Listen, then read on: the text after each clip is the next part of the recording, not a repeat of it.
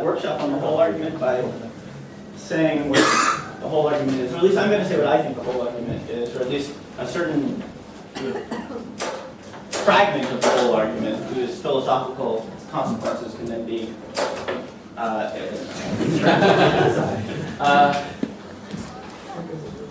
well, I don't think that's only going to. Okay. So suppose we're given a space-time, and suppose we're given some open set, which you want to think of as bounded, so the interior of some compact set. Suppose that we have an automorphism of the manifold that acts as the identity outside of this region, but not the identity inside of the region. We can push forward the metric along this diffeomorphism to define a new space-time, so effectively to define another metric on the same manifold M. These two space-times are going to assign the same values to the metric to all points outside of O, but will generally disagree within O. And it follows from this that no specification of G or its derivatives on the exterior region could ever be sufficient to determine the values of G within the region. These are both possible models according to the theory, and they agree everywhere except one. Okay. So the question is, what are we supposed to make of this?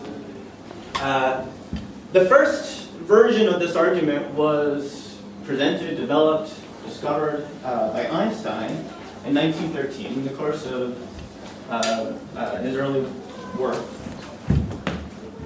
developing the general theory of relativity. Now, his interpretation was that what this did was effectively rule out any theory that was generally covariant in the working sense that he had in mind in 1913. Now, as time went on, though, he decided that this wasn't the right interpretation of the argument, that in fact the argument didn't block a generally covariant theory. By 1915, he had discovered general relativity, which he believed was a generally covariant theory in the relevant sense, and thus the whole argument didn't prevent the development of such a theory. Now,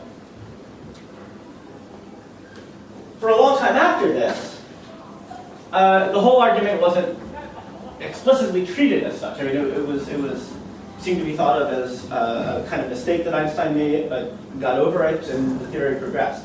Now, I learned actually at the same conference where Sam and Fred and Ollie heard this talk from Marco Giovanelli that although the whole argument wasn't treated in such terms, versions of it were sort of rediscovered by many people working on quantum gravity over the course of the 20th century. Versions of Einstein's, what's now called Einstein's coincidence argument, were rediscovered. And so it's not as if these sorts of ideas weren't important in the development of relativity theory during the 20th century, but it seems that it wasn't explicitly identified with Einstein's whole argument during this period. Okay. But in any case, during the 1980s, several authors did associate this argument with Einstein and argued that, in fact, Einstein had come upon something that was deeply conceptually important. They also gave the argument a somewhat different interpretation than Einstein did. In the modern form, the whole argument was claimed to show that general relativity, as standardly formulated, is incompatible with some thesis of determinism. Okay, so of course the standard reference for this version of the argument is Earman-Norton, 1987 paper. There they are. Okay, so this modern formulation, of course, has a standard prehistory. When you go and you read, for instance, the Stanford Encyclopedia article, or you read virtually anything that's been written on the whole argument since 1987, you see a footnote where some other papers are cited with years earlier in 1987. So for instance, in 1980, John Stachel, in a paper on Einstein's search for general covariance, presented a version of the whole argument.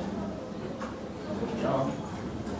It's a peculiarity of John Norton's personality that virtually every picture you can find on the internet of any philosopher of science is taken in the same room, except for the picture of John Norton, which is taken in the room next door.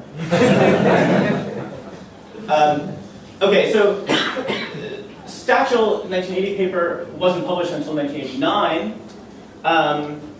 but this too was, so it was maybe, it's often cited as the earliest place where the argument is made that Einstein had really discovered something important, the importance of which wasn't recognized after 1915.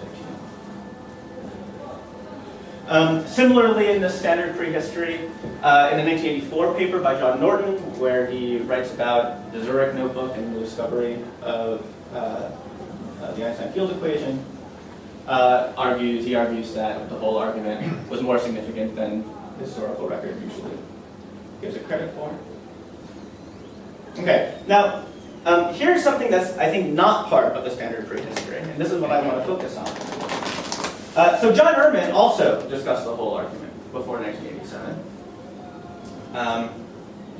There are some cheap instances of this. So for instance, it appears in a number of 1986 papers and a 1986 book. Now, the reason this is cheap is because in these 1986 papers, he already cites the 1987 papers forthcoming in BJPS. So I guess some things don't change. But so it seems that in these 1986 publications, he had already worked out the version of the whole argument that he and Norton published in 87. And so he's sort of referring to that as the standard locus. Okay, but there's a difference between what he says in the 86 papers and what he says in the 87 papers. Also, there's something different in the 1989 book, World Enough in Space-Time, from the 87 paper. Which is that in all of these other places, aside from the 1987 paper, Earman explicitly connects the whole argument with another argument. An argument that had nothing to do with general relativity, an argument that has to do with some exegetical work on Leibniz that he'd been doing beginning in the late 1970s. And so what I want to do is focus on that and focus on the relationship that the whole argument plays, that the whole argument bears to this other work on Leibniz. Okay. So what I'm going to do first is describe the relationship that Earman seems to see between this work on Leibniz and the whole argument. And then I'm going to talk a little bit about the origin of the argument concerning Leibniz. So Earman attributes this argument to Howard Stein. And then I'm going to draw some morals. The alternative prehistory. So this is just a emblematic example of what Earman has to say. Some passages from a 1989 paper called Leibniz and the Absolute Verse Relational Dispute. He says similar things in the 86 publications. I'm going to read the highlighted bit first. Consider a model of the field equations of general relativity. Let D be a diffeomorphism of M onto itself, such that D equals the identity for T less than or equal to 0, but non-identity for T greater than 0. Then M in the push forward of the fields defined on M along D is also a model of the theory, but since the two models are identical for all past times but differ in the future, there's an apparent violation of Laplacian determinism. Now it seems to me that this is the same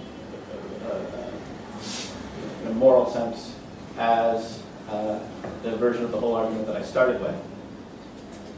But let me point out the sentence immediately before. He says the conflict between the formalism of relativity theory, between what he calls a substantival space-time model, and determinism, can be brought out by a variant of the construction used above in section 3. So this argument that I've just described and said is the whole argument. It's presented here as a variant of another argument that he's already presented. So I want to go back to see what that other argument is. First, I need to give some preliminaries just because of the way in which he refers to things. So in the next passage, Earman labels a variety of classical space-time structures by numbers. Okay, so 1 is something that we usually don't give a name to, but it's just a simultaneity structure. Effectively, you have R4 sliced into slices of R3. What he calls 2 is what we sometimes now call, following him in world method spacetime, Machian spacetime. So it's simultaneity structure plus a spatial metric. 3 is sometimes called Leibnizian spacetime. It's Machian spacetime plus a temporal metric. 4 is Maxwellian spacetime, where we add a standard of rotation. 5 is Galilean spacetime, where we add a standard of acceleration. And you can go on to add more structure. Now, I'm going to be mostly interested in number 3, which we can express in this way. You can give me a 4 manifold, you might as well assume that it's R4, and you define 2 fields on it, a temporal metric and a spatial metric. So here's the passage from section 3. He writes an interesting a priori argument in favor of a spacetime structure at least as rich as that of 5, which is Galilean spacetime, was given by Howard Stein in 1977. Grant that the spacetime should be rich enough to allow for the possibility that particle motions are deterministic.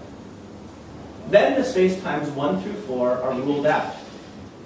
For whatever the laws of particle motion are, a spacetime symmetry should be a symmetry of the laws, i.e. should carry a set of world lines that solve the equations of motion to another set that is also a solution. But the symmetries in 1 through 4 of figure 1 have the property that a symmetry map D can be chosen with the property that it is the identity for all t less than or equal to 0, but non-identity for t greater than 0.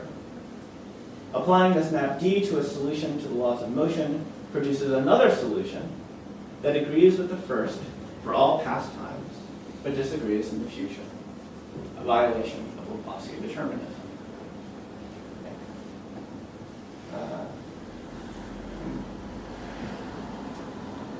Okay. So, as I already mentioned, he connects this argument in the same way to the whole argument to Stein's argument in a number of other places. So, a primer on determinism, a less read paper, Why Space is Not a Substance, at least to the first degree, published in Pacific Philosophical Quarterly, and in 1989's World Method Spacetime. So this seems in the late 80s to be a connection that Earman is taking very seriously in how he understands the whole argument. Now, the argument about Leibniz that I've just read in the 1989 version goes back in Earman's work to a 1977 paper called Leibnizian Spacetimes and Leibnizian Algebras. Here, he's not yet thinking about the whole argument. He's just trying to understand Leibniz's views.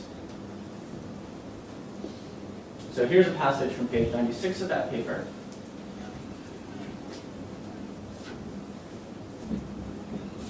Okay.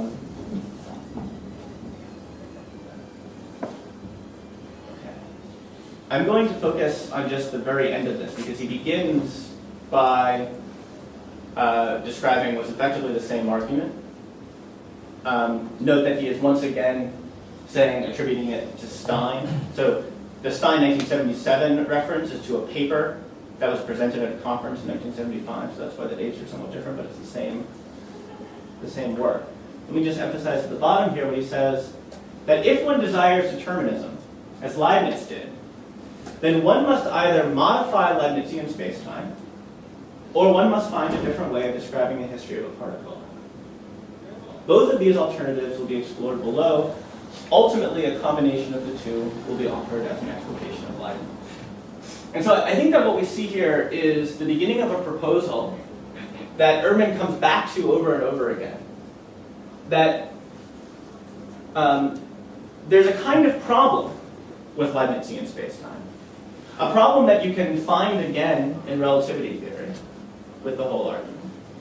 And that a solution to the problem, and in fact ultimately the solution that Earman wants to attribute to Leibniz and that Earman himself during this period wants to endorse, is to develop a new formalism for characterizing the structure of Leibnizian spacetime or the structure of a relativistic spacetime that solves the problem.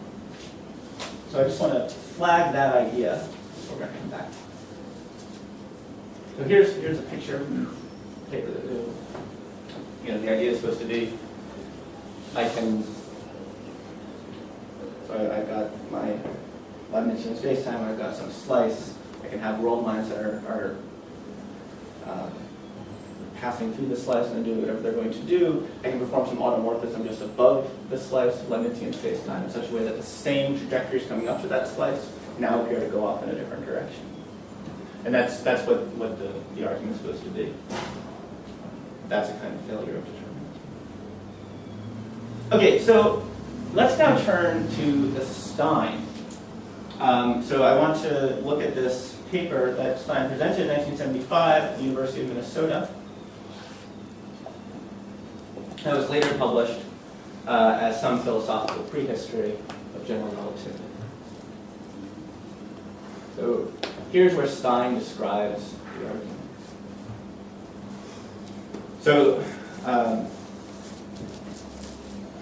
we're considering automorphisms of spacetime onto itself, of Leibnizian spacetime onto itself, that preserve simultaneity, the ratio of time intervals, and that restrict on each instantaneous slice to a Euclidean automorphism. Stein goes on to say, such a map is an automorphism of the entire Leibnizian structure, and should therefore be a symmetry of the dynamics, i.e. should carry dynamically possible systems of world lines to dynamically possible systems of world lines. This immediately leads to the crucial difficulty. Take any time interval, t1 to t2, and any time outside this interval. Then there exists a mapping of the sort described that is the identity map within t1, t2, but not at t. It follows that the dynamics cannot be such as to determine systems of world lines on the basis of initial data. For the automorphism just characterized preserves all data during a whole time interval, which may even be supposed to be infinite in one direction, say to include the whole past, but changes world lines outside that interval. So I think it's fair to say that this is the same argument that Earman is presenting. Once again, we're imagining automorphisms that leave everything beneath some time slice fixed, but change world lines above the time slice. And then claiming that any adequate dynamics would have to transform appropriately with such automorphisms that they're really said to be formulated in Leibnizian spacetime. But that seems to preclude the possibility of determining a system of world lines. Deterministic. But I now want to emphasize what Stein goes on to say next. He says, it must not be thought that this argument demonstrates the impossibility of a deterministic Leibnizian dynamics. The situation is rather that all of the systems of world lines that arise from one another by automorphisms have to be regarded as objectively equivalent, i.e. as representing what is physically one and the same actual history. But the argument does show that a Leibnizian dynamics cannot take the form of a system of differential equations, for such equations precisely do determine the world lines from initial data. Now, let's contrast this with what Earman says. An interesting a priori argument in favor of a spacetime structure at least as rich as that of 5 in Figure 1 was given by Howard Stein. So, it seems to me that there's a disagreement here about just what this argument shows. Stein wants to say that the argument does not preclude a deterministic Leibnizian dynamics.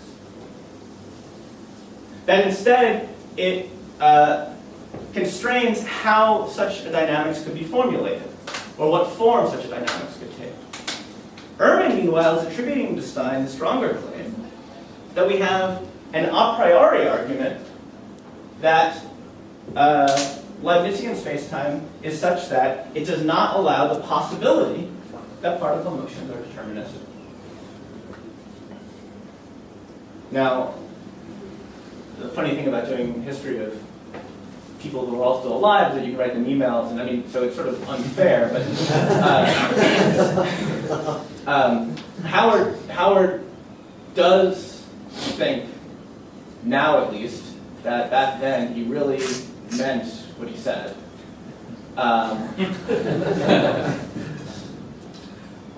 Okay. John Earman claims he doesn't remember anything from the 80s.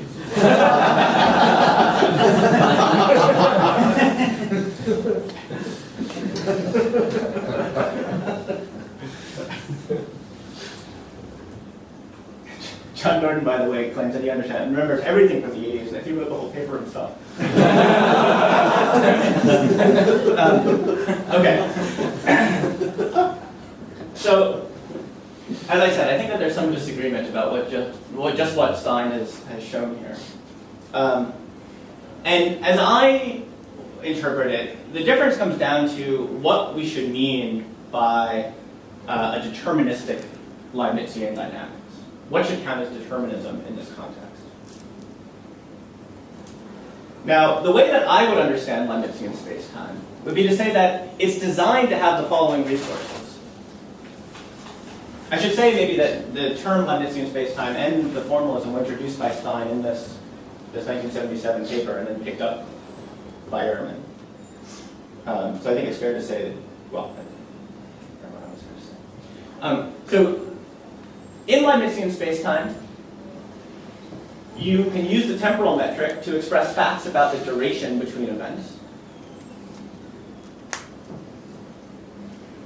You can use the spatial metric to express facts about the distance instantaneously, the distance at a time between bodies, but not the distance between bodies at different times.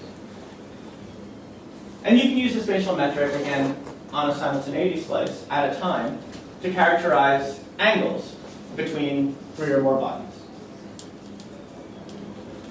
You can also characterize how those angles and distances change over time. So if I know that I have 2 bodies that are, say, 5 units apart at this time, and I have the resources to say 1 unit of time has passed between this slice and this slice, and now they're 10 units apart, I can say that in 1 unit of time, they have their relative distance has changed by 5 units. They've moved away from one another by 5 units. Similarly for angles. And so I can characterize facts about relative motion. I can talk about instantaneous configurations and how those instantaneous relative configurations change over time in Leibnizian space. I claim that these sorts of facts depend only on this structure, M, T, and H. I don't need anything else to express those facts. But on the other hand, there's not a whole lot more that I can express using those resources. I also claim that insofar as M, T, and H are all preserved under the maps that Earman and Stein are characterizing as isomorphisms, or essentially automorphisms of Leibnizian space-time, all of these sorts of facts are also preserved, because these facts depend only on T and H, defined on M. So, as I read Stein, a deterministic Leibnizian dynamics would be one that referred only to this structure. The idea would be that we have the resources to talk about relative configurations and changes of relative configurations. A Leibnizian dynamics would be one that deterministically specified how distances and angles changed over time, but didn't specify anything else. It was only going to tell us about changes of these relative facts. Stein's argument then is about how one could express such dynamics. In particular, at least as we classically conceive of partial differential equations on a manifold, we write them relative to a choice of a derivative operator. The structure that I've described, the Leibnizian spacetime I've described, doesn't specify a derivative operator, and the other things that does specify don't determine a unique derivative operator. Now, I think there's probably a sense in which one could use differential equations to express how relative position and relative angles change. They might be differential equations that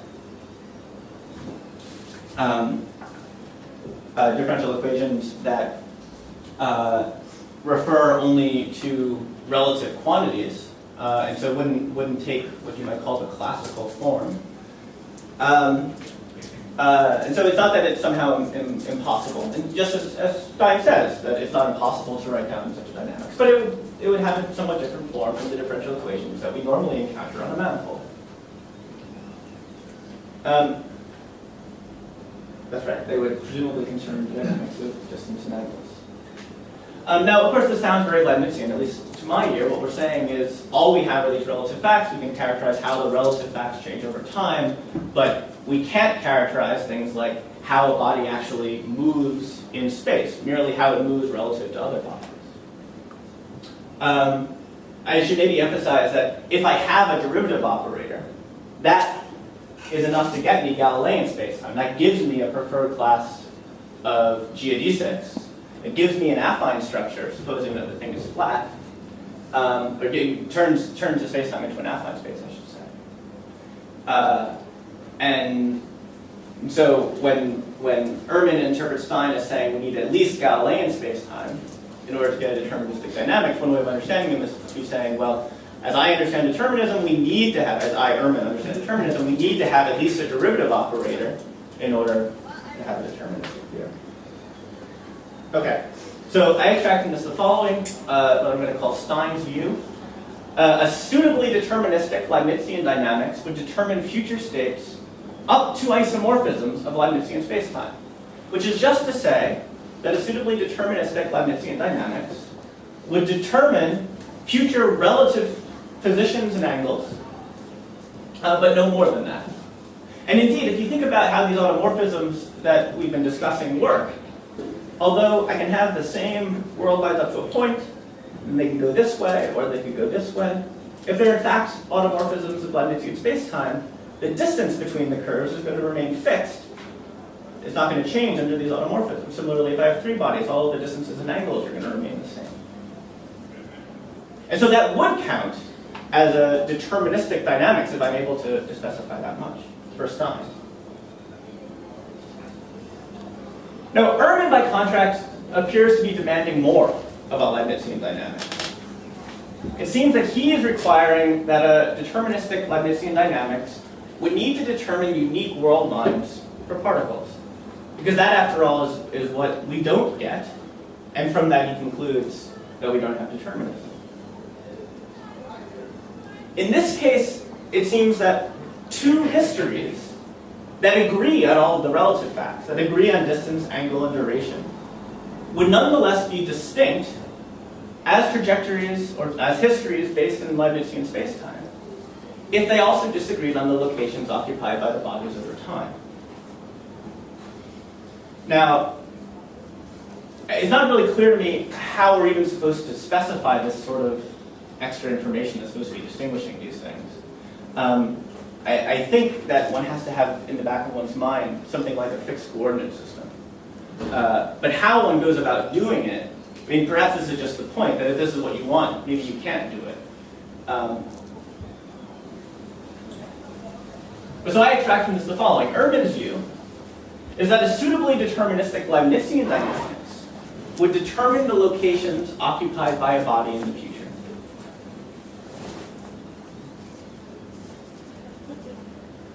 That doesn't sound very Leibnizian, I don't think.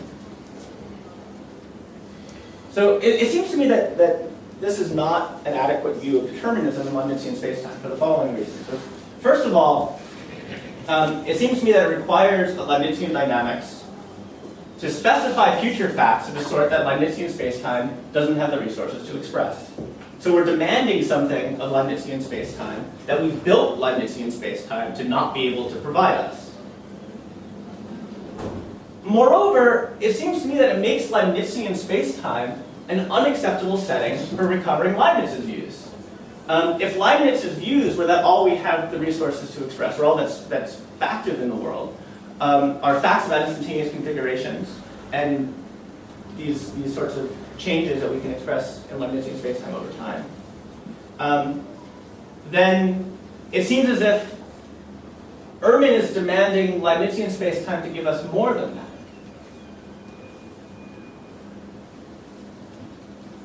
Okay, now, I think that Earman recognizes this, and I think that he recognizes at least that this makes Leibnizian spacetime a bad way of recovering Leibniz's views.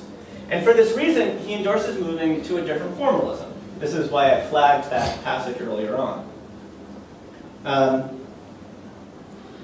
the formalism that he endorses moving to is the formalism of what he calls Leibniz algebras.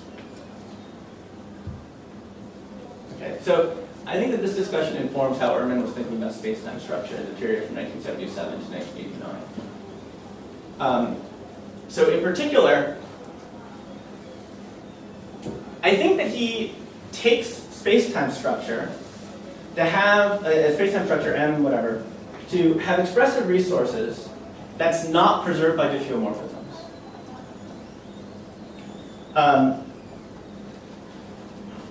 The reason I think that he thinks this is because he seems to believe that we have putatively distinct histories in Leibnizian spacetime that aren't preserved by the automorphisms or the isomorphisms of Leibnizian spacetime.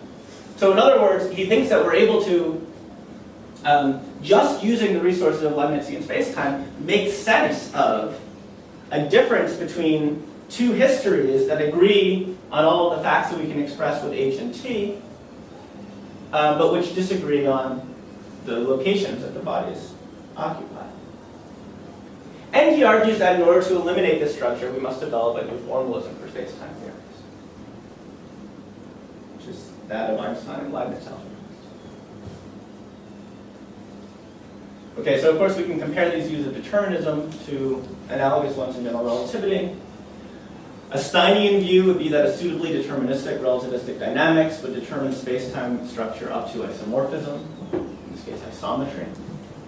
Whereas an Earmanian view would hold that a suitably deterministic relativistic dynamics would determine the metric uniquely at each space-time point. And so I think it's fair to say that, of course, this is what we do get from Einstein's equation in a broad class of cases. We get unique specification of the metric up to isometry. And this is precisely what we don't get, and what the whole argument shows we couldn't get in the context of a relativistic space-time. So I want to suggest that the manifold substantialist to whom Earman-Norton are directing the whole argument is actually Earman. That he's the one who thinks that there's this extra bit, this extra thing that we want to demand. And when at the end of the paper they say, well, of course there's a solution, we accept Leibniz equivalence, I think that what they're doing is recovering the Steinian view. Except that Stein got to the Steinian view just using the standard, he invented the formalism, but the formalism for Leibnizian spacetime. Presumably, the Steinian view is the one that, in relativity theory, can be achieved if one's thinking the way that Stein is, just using the standard formalism for relativity theory. Whereas Earman seems to think that recognizing that we need to accept Leibniz equivalence forces on us a new formalism, and somehow we need to develop a new formalism for relativity theory in order to get rid of these additional expressive resources that are not preserved by isometry. Okay, and so I take the moral of all this to be that at least if one can somehow get oneself into the frame of mind that Stein occupied in 1975, now I don't think that's easy, for lots of reasons. We can see, though, that what the whole argument isn't doing is forcing us to adopt a new formalism for relativity theory, as Earman seemed to think that it had to in the late 80s. Rather, what it's doing is it's emphasizing the expressive resources available in a Lorentzian manifold, in much the same way that the Leibnizian argument emphasizes the expressive resources available in Leibnizian spacetime. How am I on time? We've got 5 minutes. Well, okay, if I'm going to say it anyway. So, this is the thing that I really care about. So I wrote this paper on the whole argument that I know annoyed some people. The thing that I'm reacting to is actually something that I got from Richard Healy's book, Aging What's Real, where he argues that a version of the whole argument can be brought to bear against fiber bundle formulations of Yang-Mills theory. And he goes on to claim that what sometimes is called sophisticated substantivalism, so a way of maybe making things okay in relativity theory, depends on metaphysical facts about the nature of space and time, and therefore isn't available in the Yang-Mills context. This seemed like it was getting involved in debates that were largely irrelevant to the particular problem at hand, which was, is there something wrong with formalisms for physical theories that begin with a manifold, define some fields on them, and then proceed from there? And the reason, I think that the idea that there is something wrong with that has not only, that not only did Earman have that idea, but that many people, for instance, in the quantum gravity community, had that idea, and in part influenced. I think if you ask Carlo Rovelli, he'd say he was influenced by Earman and Norton.